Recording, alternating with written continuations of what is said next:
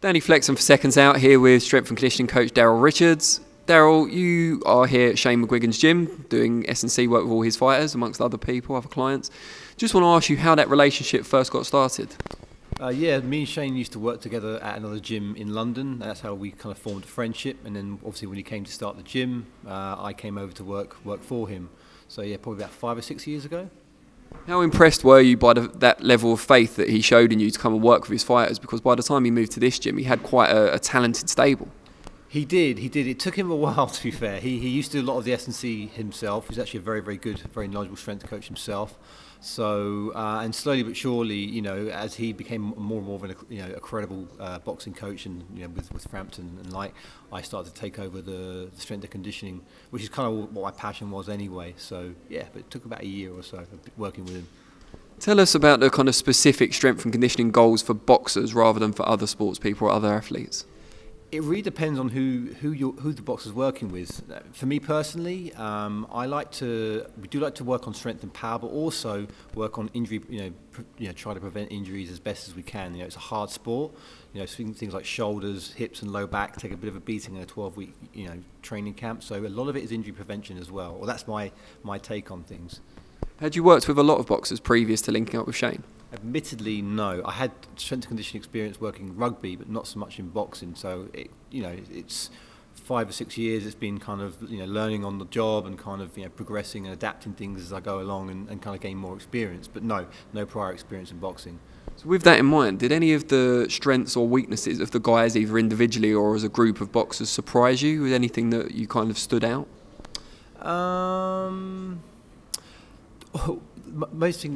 The one thing that kind of stood out with boxers is a lot of the time they have huge upper bodies and they have slightly skinnier legs because they're just naturally, that's just the way they are.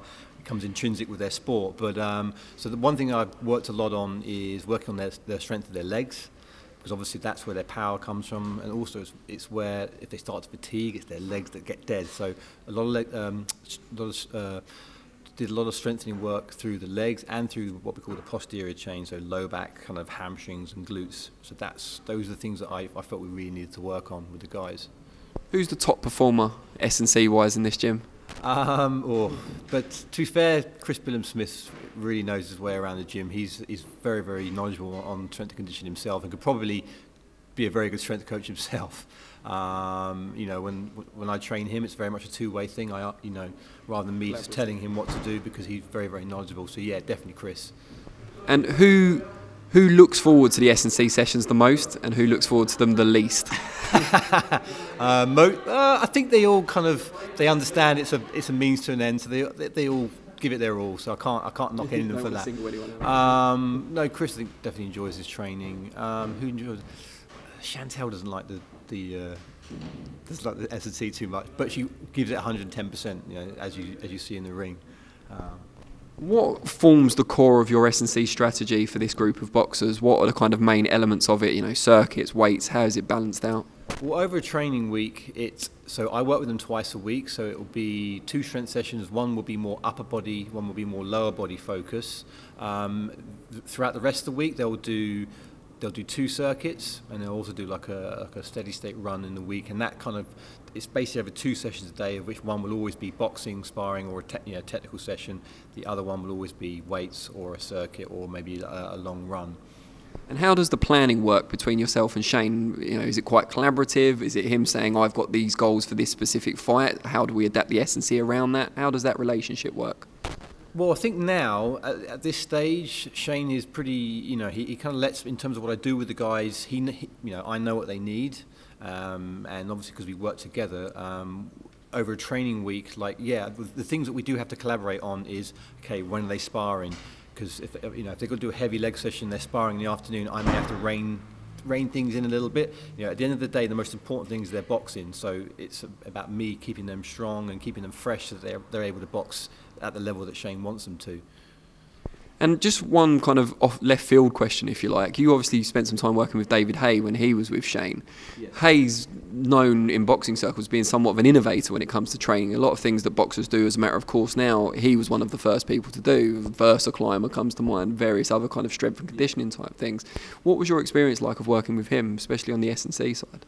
I mean, I worked with him very, very briefly. I think it was the Jurjai camp when Shane was his coach. No, he's a very knowledgeable guy, very, very switched on. He speaks to a lot of people, and especially when it comes to anything like S&C therapy treatment, he always look for the best. So yeah, he is very, very innovative. But he took on board the things that I tried to implement, and but he's pretty forward thinking.